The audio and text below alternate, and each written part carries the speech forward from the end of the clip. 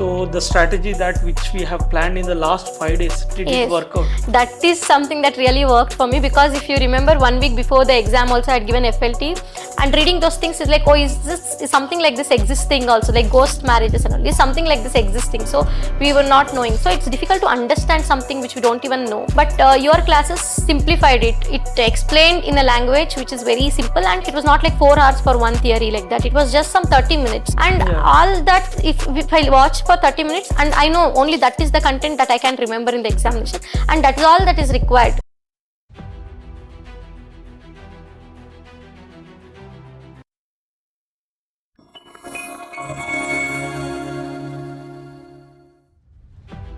Yeah, Navya, I used to tell everyone that I get inspired from you, because not just to the UPSC students, at home also, like to my wife as well as friends in the academy.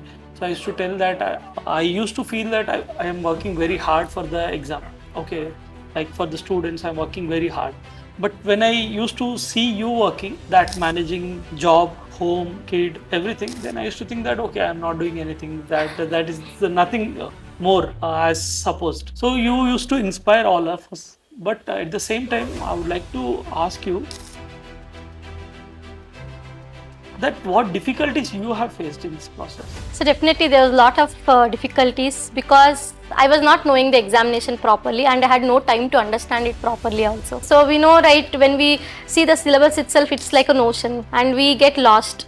And we don't know what we are doing. There is no way that, especially managing multiple things, I would say there were a lot of low moments than feeling confident about myself. But equally, I used to get motivated from others, like even from you also I used to motivation, because even if we send paper at like night 10, you used to evaluate by 3 o'clock morning, 4 o'clock morning, I used to get your evaluated copies. I used to think, when someone can get up at 3 o'clock, 4 o'clock and work, definitely even I can do that. So such kind of motivation I used to take from everyone around. So I used to feel that, yeah, it's very difficult with the job, but this is something that I need to do it, and I can't quit my job, because I worked for 9 years, and suddenly quitting a job and sitting idle will create a burden.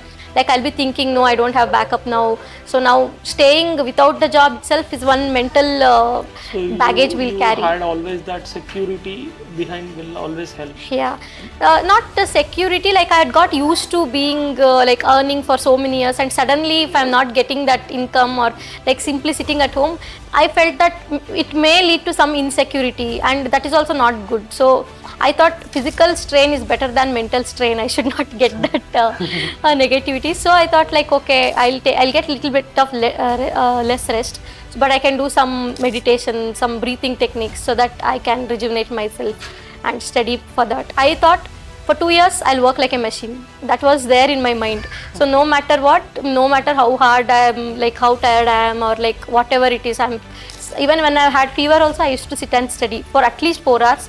4 hours was my bare minimum. So that's the consistency and the perseverance that you have maintained throughout. Consistency, yes. Few days I cannot tell that throughout the entire 2 years I was so consistent, but mostly I was consistent for at least 4 hours. It's possible for anyone to be throughout. So now coming to the syllabus and where you have started, like for GS, did you go for any foundation? Sir, I did not take any foundation because I had less time. I knew that going foundation, attending classes, taking notes, then I have to sit and study. So that I'll not get time to study. So I thought I skipped the foundation entirely and I prepared on my own. So till I cleared prelims, I did not take any coaching. I was just preparing on my own, and I joined some test series to evaluate myself. But once I cleared prelims, I joined mentorship. I wanted a mentor who can give that individual attention to me. So I did not go to any well-established institutes also. So I took optional from you, and also GS also there is one new institute, Fight Club. So I took mentorship from there for GS. So mentorship was something that really helped me, but foundation I didn't take anything as such. So for Anthro, like what was your situation before coming to me? Like just you met me after prelims, right? So what was your situation then? Like with respect to different parts of the syllabus, how confident you were? Sir, actually, I think about Anthro, I was unnecessarily confident before coming to you. I think because I had given mains, state service exams mains in 2019 with Anthro, and I scored decent score. I thought that Anthro is my strength, so I need not do it till I clear prelims. So 2019, I had done Anthro, and 3-4 years I had not touched Anthro. And then once I cleared, because clearing prelims itself was so difficult, I did not think about mains till I qualified prelims. Then after qualifying prelims, I thought Anthro I had done then. So now it should not take much time. There are 3 months for the mains exam. But I opened the syllabus, nothing I was understanding, the culture, nothing I was understanding. And that's when I wanted a mentor. I came to you and you suggested me to go through it. Then even then, after like first 1 month, I was really like, you must be remembering, every time I used to call and tell like, I'm not getting anything. Yeah.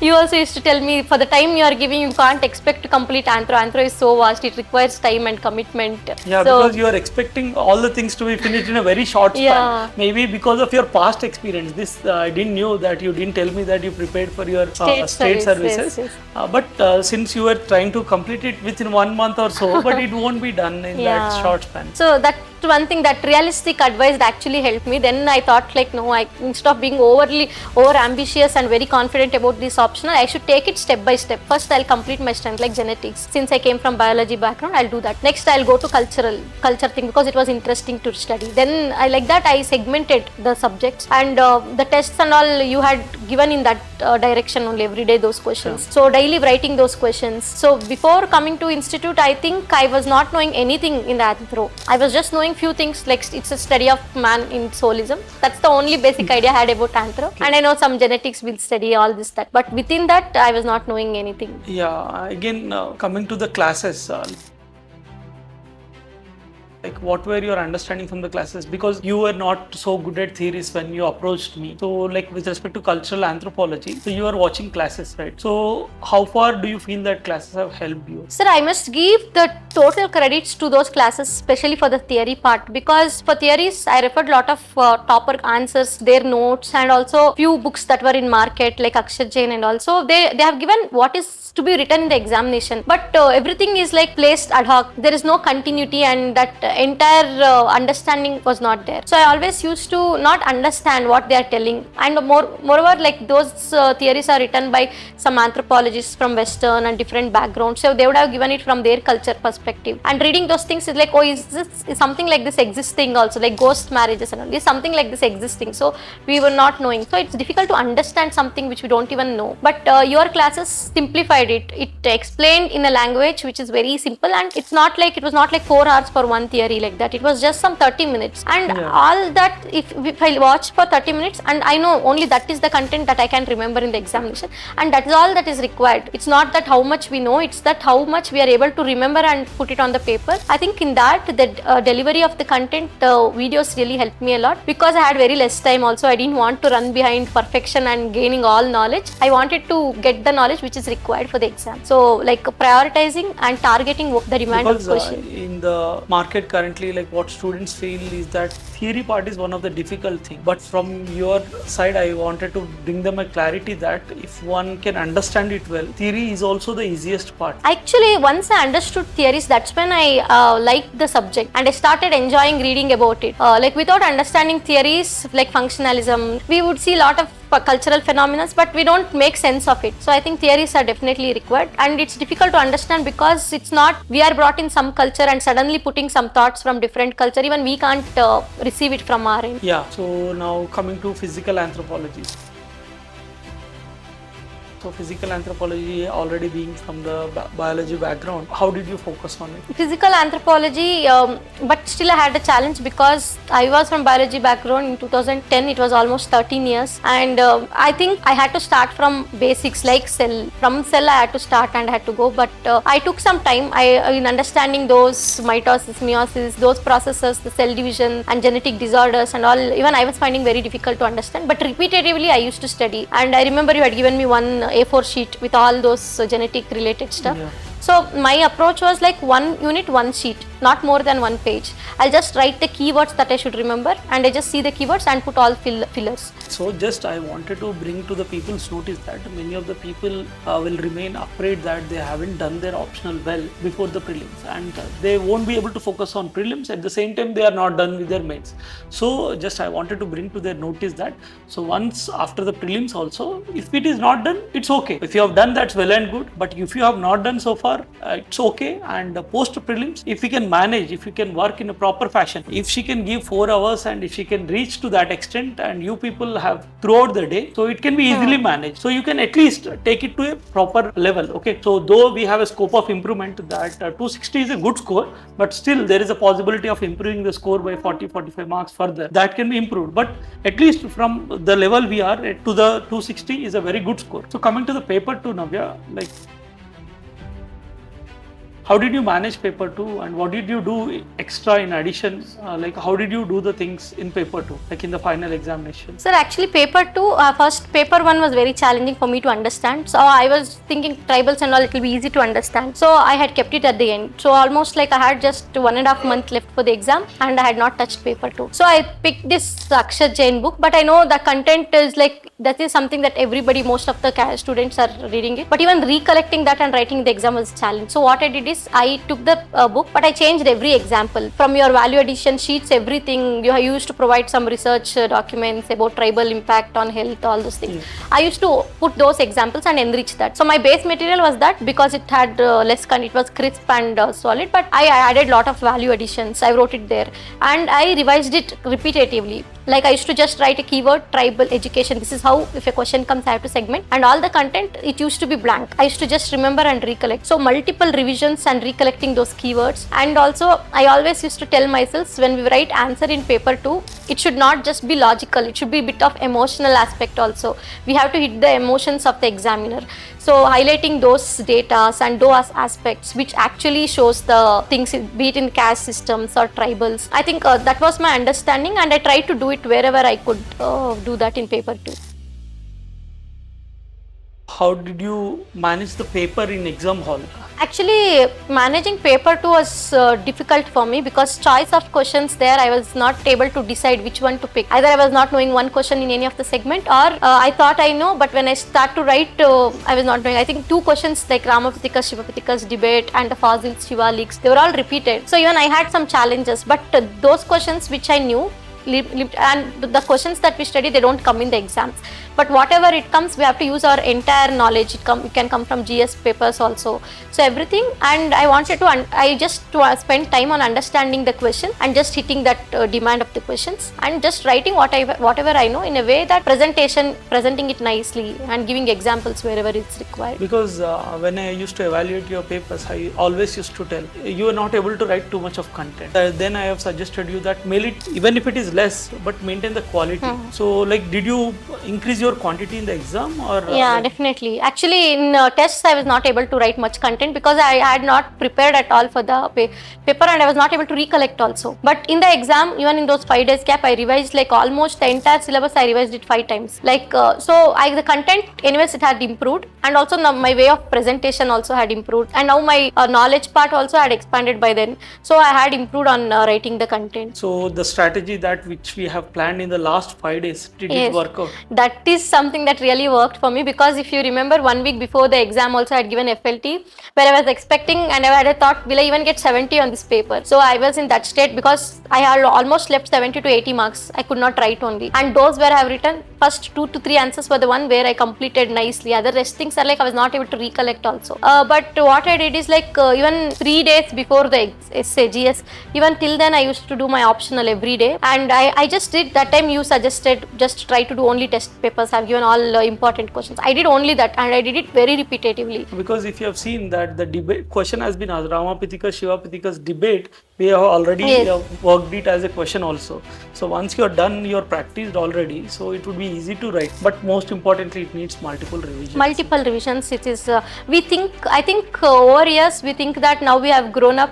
If we know things, we'll be able to put it on that. But what I realized is this is that exam which requires that school level attitude, where we do things repetitively. It's not just how much we know. It's like how much we have internalized, and that will come with practice. Yeah, because everybody has different challenges. Because first thing is quality of content understanding. Then after the practice, because even if you know everything, if you ask me to write, maybe I may not complete the paper because from the quality end and from the teaching end I am great. But if you ask me to write the paper, I may not finish the paper because I write very slowly. So everybody has different challenges. But this exam requires that you should be perfect at all the levels. Yes. That either understanding with practice and completion of the paper as well. So Navya, your journey has been inspiration for many of the people. So what would you suggest to the beginners that who are going for the prelims and at the same time who are working with the job, at the same time those who are having the family?